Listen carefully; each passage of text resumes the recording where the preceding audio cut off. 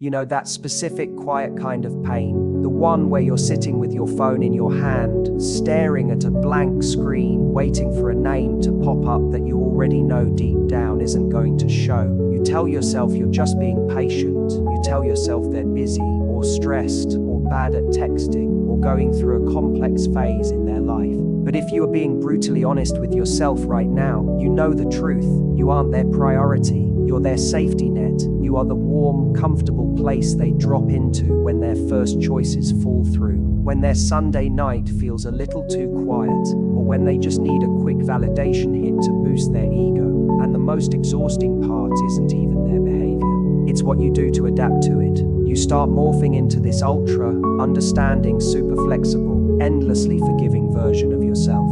You make your schedule completely liquid, just in case they call at the last minute. You edit your texts 3 times so you don't sound too needy. You give up your standards piece by piece, hoping that if you just show them how easy, low maintenance, and loving you can be, one day they'll wake up and realize what's standing right in front of them. Think about it this way. When you make yourself endlessly available without any requirement for effort on their part, you aren't teaching them to value you. You're teaching them that your time, your presence, and your heart carry a $0 price tag. I remember coming across a psychological concept that completely shifted how I view human connection. It's the idea that human beings simply do not value what they do not have to invest in to maintain. When someone gets 100% of your emotional loyalty for a 10% investment of their energy, you haven't created love. You've created a discount store for your soul. Being nice and understanding to the point where you swallow your own needs doesn't make someone fall deeper in love with you. It just makes it comfortable for them to keep you on the bench.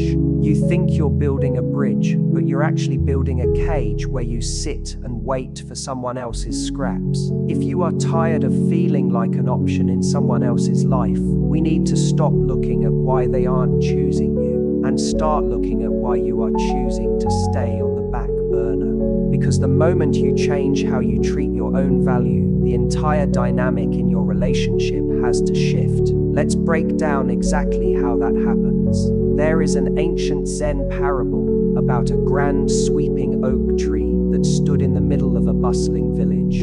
It offered the most lush, protective shade in the entire valley, completely without condition. Anyone could rest beneath it, carve into its bark, or break off its lowest branches for kindling. The tree never withdrew, never protected itself, and never set a boundary. Over time, the villagers stopped looking at the tree as something sacred or grand. They began to view it purely as a convenience. When a cold winter hit, they didn't hesitate.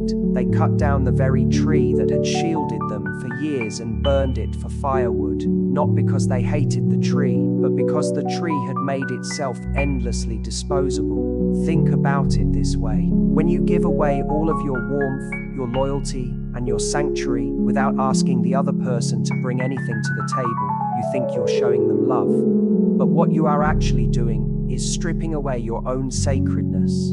You are teaching them that your shade comes without cost, and eventually they will burn your energy to warm their own life without a second thought. Ancient Stoic philosophers spoke constantly about the law of the empty container. You cannot fill a vessel that is already overflowing with cheap substitutes, and you will never gain genuine respect where you make yourself endlessly, recklessly available. Now, let's look at what is happening under the hood of your brain, because this isn't just about ancient philosophy, it's pure modern psychology. If you find yourself constantly bending over backward for someone who gives you very little in return, you are likely operating from an anxious, preoccupied attachment style. What happens in this state is a pattern called overfunctioning. You take on 80% of the emotional labor in the relationship. You plan the dates, you initiate the deep conversations, you smooth over the tension, and you monitor their mood like a hawk. You tell yourself, if I just hold everything together, we'll be okay. But psychology shows us that overfunctioning always creates an underfunctioning partner. The more space you take up doing the work for both of you, the less space they ever have to step up feel your absence, or realize what it actually takes to hold on to you. And it gets deeper than that, because your brain chemistry is actively working against you right now through a powerful psychological mechanism called intermittent reinforcement. I remember reading a classic study by B.F. Skinner on behavioral conditioning that explains this exact trap. When a subject receives a reward every single time they press a lever, they quickly become used to it. But when the reward is unpredictable, when the lever only drops food sometimes, at completely random intervals, the brain goes into overdrive. Dopamine levels spike higher during the uncertainty than they do during the actual reward. That is precisely what a lukewarm partner is doing to your nervous system. When they ignore your texts for 12 hours and then suddenly send a deeply affectionate voice note at midnight, your brain receives a massive hit of dopamine. The unpredictability creates an addiction cycle. You aren't actually addicted to them. You are addicted to the relief of the tension being temporarily broken. You end up mistaking the intense anxiety and sudden relief for deep romantic passion. But breadcrumbs are not a feast, and an unpredictable trickle of attention is not intimacy. It is behavioral conditioning, keeping you hooked on a game you are guaranteed to lose. Look at the value paradigm in human behavior. We do not assign high value to things that have zero barrier to entry. When you are on call 24/7, when you respond within 3 seconds to a text sent 3 days late, when you cancel your plans with your friends the moment they drop a last minute, hey, you free, you are broadcasting that your time has low demand. You are telling their subconscious mind that accessing you requires zero effort. High availability inherently lowers perceived value. That is not a cruel mind game. That is simply how human attention and effort work. So if you want to stop being the backup plan, you have to break the addiction to their unpredictable validation. You have to stop acting like an endless supply of shade for someone who treats you like firewood. You have to step out of the cycle of overfunctioning and force the dynamic into reality. Because as long as you carry the weight of 2 people, they will never feel the burden of losing you. Now, let's turn this understanding into immediate action. If you want to transform your position from a low priority option to a true priority, we have to start with step 1, auditing your availability. I know how tempting it is to play petty mind games, to deliberately wait 3 hours to reply, or to drop passive-aggressive hints, but that isn't power. That's just hidden anxiety. Real high-value behavior isn't about manipulating their reaction. It's about altering your operational reality. Think about it this way. Right now, you are over-investing in a company that is giving you a 0% return on your emotional capital. When they text you a low-effort message late on a Friday night, asking what are you up to, your instinct is to drop everything because you crave that connection. But when you match low-effort communication with high-effort energy, you are actively subsidizing their bad behavior. Step 1 requires you to implement real-time matching. If someone sends you a low-effort sporadic string of words after ignoring you for 2 days, you do not meet that with enthusiasm, essays, or an open invitation. You meet it with polite, calm mirror-level energy. You stop rewarding minimal investment with premium access to your life. This means you immediately step back from 3 specific habits. First, stop initiating the vast majority of interactions. If you are always the one reaching out, you are creating a false narrative that the relationship is moving forward. Step back and create a vacuum. A vacuum is the only space in which another person can actually feel your absence and choose to step forward on their own momentum. Second, stop over-explaining your availability. When you can't make a last-minute plan because you already have commitments, you don't need to write a 3-paragraph apology explaining why. A simple warm, "I'm busy tonight, but let me know when you are free next week," establishes that your time is governed by a calendar, not by their spontaneous whims. Third, step away from planning their emotional life. Stop asking them how to fix their bad day if they haven't asked for your support. Stop organizing their weekend if they haven't invited you into it. I remember reading a study in cognitive psychology about the loss aversion principle. Human beings are far more motivated to avoid losing something valuable than they are to gain something new. As long as you are constantly present, constantly pursuing, and endlessly available, they experience zero threat of loss. They get all the benefits of your companionship without any of the commitment required to retain it. When you gracefully withdraw your unearned effort, you aren't punishing them. You are simply stepping back to watch their true intentions reveal themselves. If they care, the sudden shift in your energy will cause them to wake up and pursue you. And if they fade away completely when you stop doing all the work, then you haven't lost a partner. You've simply stopped maintaining an illusion. Once you've stopped over-allocating your time, we move to step 2, setting your standard of entry. There is a profound difference between setting a rule and establishing a standard. A rule is something you try to impose on someone else to control their behavior. It's full of friction, ultimatums, and endless arguments. A standard, on the other hand, is a boundary you set for yourself that dictates what you will accept in order for someone to retain access to your life. Think about it this way. When you tell someone, "You never call me enough, you need to text me more," you are issuing a rule. You are begging them to change, which immediately places you in a position of weakness. But when you say, "I value consistent communication in my life, and I don't stay in dynamics where I feel like an afterthought," you are stating a standard. You aren't forcing them to change. You are simply clarifying the price of admission to your world. I remember reading a clinical study on boundary setting that highlighted a fascinating psychological dynamic.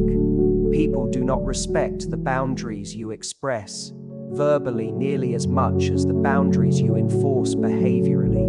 When you repeatedly voice complaints about how someone treats you, but your actions remain completely unchanged, you still accept the late night invites, you still jump at their calls, you train them to treat your words as noise, you teach them that your boundaries have zero consequences. To reset this dynamic without triggering a dramatic fight, you need a clear shift in perspective. You have to stop asking yourself the anxious question, "Do they like me?" and start asking the high-value question, "Do they meet the baseline criteria to access my time and energy?" When you shift your internal lens, your language changes naturally. You don't need to yell, and you don't need to issue dramatic ultimatums. You simply state your truth with calm, unshakable clarity. For instance, if they reach out after days of silence with a low-effort, last-minute invite like, "Hey, what are you doing right now?" you don't throw a fit about their lack of effort. You use a script grounded in self-respect. "I'd love to see you, but I don't do last-minute plans. Let me know when you'd like to plan something in advance." Notice what that script does. It isn't angry, it isn't bitter, it is warm, polite, and completely immovable. It offers a clear path forward if they want to step up, while firmly denying them the convenience of treat you like a backup option. If they try to turn it back on you and say you're being cold or demanding, you don't get drawn into a long defense of your character. You simply ground yourself in psychological sovereignty. You say, "I'm not angry at all. I just know what kind of dynamic makes me happy, and last-minute breadcrumbs don't work for me." Setting a standard of entry forces the other person to make a conscious decision. They either recognize that you are a high-value person who requires genuine effort, or they realize they cannot get easy, low-cost access to you anymore, and they walk away. And if they walk away because your standard required basic respect and effort, they were never a priority option for you to begin with. They were just looking for a discount. That brings us to step 3, reclaiming your independent ecosystem. When you spend weeks or months orbiting someone else's mood, schedule, and sporadic attention, your personal world shrinks. Your happiness becomes entirely dependent on a single text notification, and your emotional stability rises and falls on their tone of voice. To break out of the backup plan trap permanently, you have to build a life so rich, focused, and and self-anchored that their presence becomes a high-value addition to your world rather than the foundation of it. Think about it this way. When a person senses that they are your entire universe, it creates an unnatural burden. It lowers your perceived value because it signals that you have nothing else in your life commanding your passion, time, or devotion. But when you have a thriving ecosystem, when your career, your friendships, your personal goals, and your creative outlets are firing on all cylinders, your energy transforms instantly. I remember reading a study in social psychology on desirability through autonomy. Researchers found that individuals who maintain a high degree of personal independence and clear life direction within a romantic context are consistently perceived as significantly more attractive over the long term. Why? Because self-direction triggers the psychological instinct of attraction. It communicates that you possess high social proof and self-value, and that your presence is a privilege that must be actively earned and maintained. Reclaiming your ecosystem isn't about faking a busy calendar or pretending to have plans. It means actively investing in your external world until you are no longer sitting at home waiting for someone to call. Start by resurrecting the passions, hobbies, and social connections you quietly set aside while you were busy keeping yourself available for them. Reconnect with the friends you haven't seen because you were keeping your weekends open. Re-engage with the personal projects that give you genuine fulfillment outside of romance. When you build a strong, grounded life of your own, two powerful psychological shifts happen simultaneously. First, your leverage returns. Leverage in a relationship doesn't come from aggression, control, or manipulation. True leverage comes from your genuine, felt ability to walk away from anything that diminishes your self-respect. When you know deep down that your life is vibrant and complete on its own, you stop operating from a place of desperation. You stop tolerating scraps because you know what a full meal looks like. Second, the dynamic shifts in their mind. They stop viewing you as a reliable passive safety net waiting on the sidelines and start viewing you as a moving train. If they want to be part of your journey, they have to buy a ticket, step up, and keep pace with you. When you are anchored in your own self-built world, you no longer need to convince anyone to make you a priority. Your autonomy does the talking for you. You either become a priority in their life because they recognize your value, or you remain